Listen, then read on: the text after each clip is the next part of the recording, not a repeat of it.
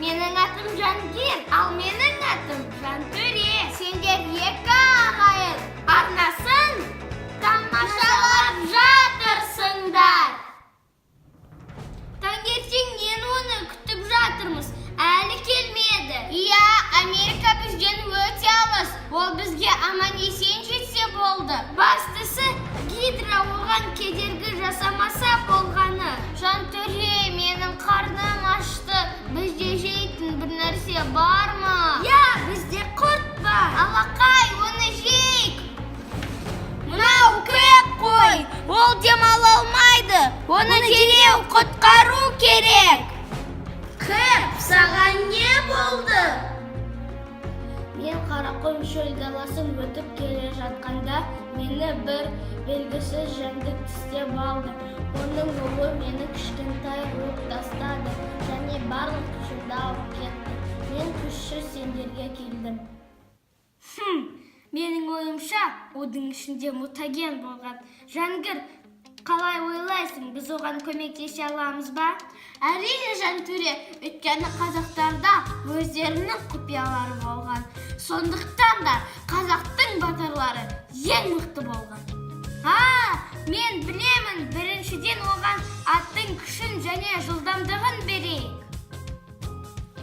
Кәп, мынау қазақтың ұлттық сусыны қымыз, сен оны ішіп қоюың керек. Ал мынау қазақтың ұлттық тағамы қазы, сен оны жеп қоюың керек. Жақсы болдың ба? Әрине, сен өсіпсің ғой, інім. Біздің ойымыз дұрыс екен. Онда жалғастыра берейік. Кэп, біз саған тары, ірімшік және бауырсақ дайындадық. Сен оны жеп қоюың керек.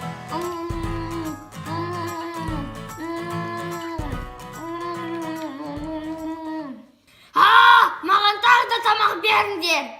Одан да көп күш керек па? Шұбатты іш.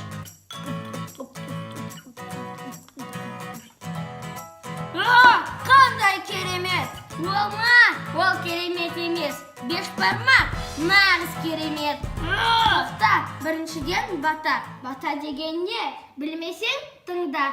Жаратқан ием құдірет, ақ батамды қабыл ет. Ұлдарыма қуат бер, қыздарыма ұят бер. Аман сақта елімді, аман сақта жерімді. Тыныштық заман болсын, ел жұртың аман болсын. Әумин, енді бастауға болады. Өшімді қайтадан жинадым. Рахмет, жігіттер, сендер маған көп көмек бердіңдер. Ал енді әлемді қорғауға дайынмын. Саған ұнады ма? Онда лайк қой. Және екі ағайын арнасына жазыл.